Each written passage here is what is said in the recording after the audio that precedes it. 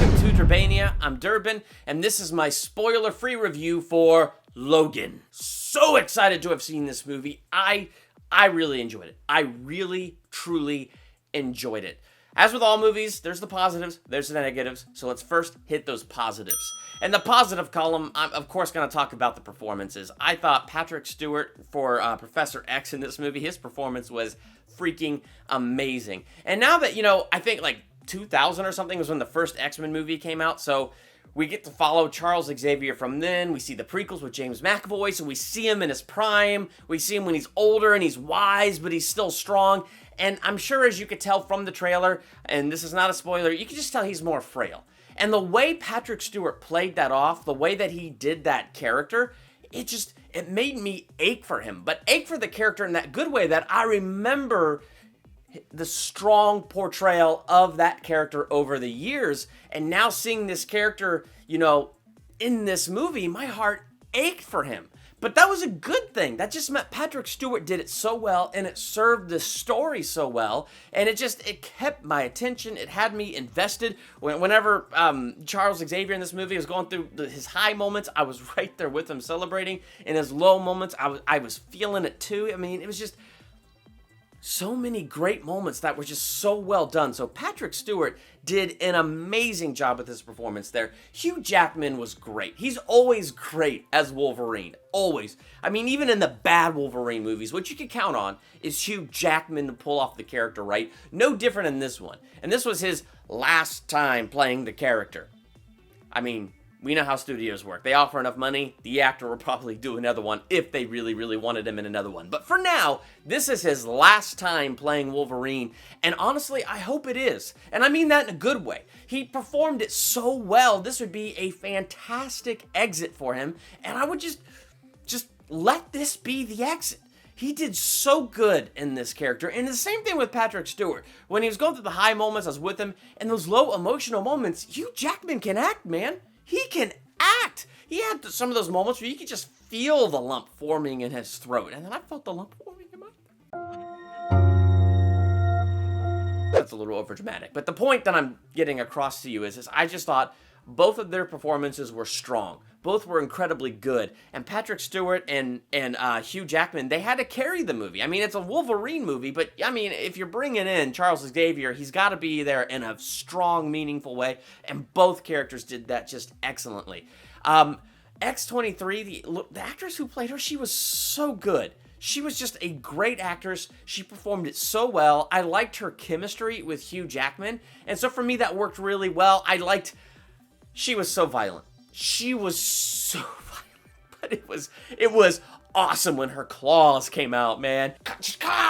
It was awesome. All of that was really good. The story was good. I mean, nowadays we all get origin stories. We're getting yet another reboot of this, another reboot of that, another origin of this, and another origin of that.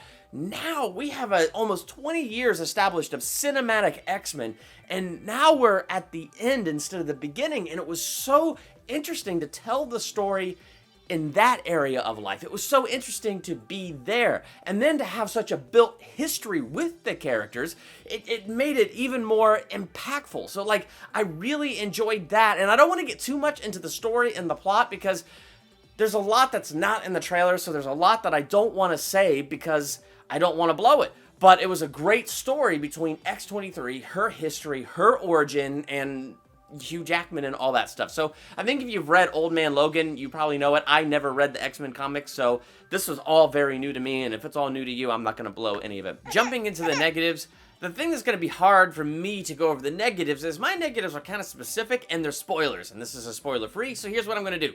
I'm going to be very vague because I'm just not going to spoil this movie. But here's what I'll say. When you watch the trailer and when you watch the movie, what the story does a really good job doing is raising questions, and they're good, engaging questions. Like, this is the future now. This is past X-Men Days of Future Past. We are in the future, and it raises questions. Where's everybody else? What happened to the mutants and things like that? And those are very powerful questions. Now, the movie, it does answer those questions, but I think my negative is the answers to those questions come very subtly. I always feel like I had to kind of lean forward and pay even more attention to make sure I got them. And I don't know. And I still feel like when they came, those answers, they were still a little vague and left a little open to interpretation. Now, there's this one part of me that kind of likes that. That's like, okay, that's cool. That's creative. That's nice and all. But there's another part of me that's like, just give me the darn answers. I feel like you're alluding to some, like, really big things that happen, but I kind of want more specifics. I want a little bit more of a history, because we really did jump over a bunch of history, and it seems that some tragic things have been going on. Now, again, let me just reaffirm, things do get answered. I just feel like it's subtle and it's a little vague, and I just wish it got a tad bit more specific. And I think that's my biggest one. And then there's like one thing that if I really say it, it's going to be a spoiler, but it's like, okay, I kind of get it, but at the same time, it's like, I don't. You know, it's just, I'll have to talk more about this when I get to the spoiler talk, but there was just one thing where it's like, I'm not sure how that, you need to explain better how this might end up being an answer. That's all I'm going to say about that.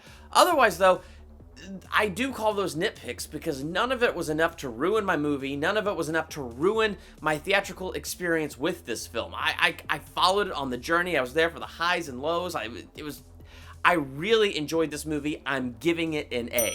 This movie is rated R, so if you have kids and they love superheroes and they love Wolverine and Hugh Jackman as Wolverine, that is going to be completely up to you, but it is rated R for a reason. There is some nudity, it is very, very gory, and it just has a lot of cursing. I only bring that up because that's just up to you, but it's rated R, you know it's rated R, and it's an X-Men rated R, so you kind of know what to expect, so I'm just kind of reaffirming that. Otherwise, I really enjoyed this movie. I really liked it. It gets an A from me. If you saw Logan, what are your thoughts on it? What letter grade would you give it? Let me know in the comments. While you're there, hit the subscribe button and become a Durbanian. Next to the subscribe button is that bell. Click the bell and you'll be notified the moment I drop a new video. Like and share this video. And I got lots of other great movie reviews and fun videos here on this channel. Check those out right now. I'm Durbin.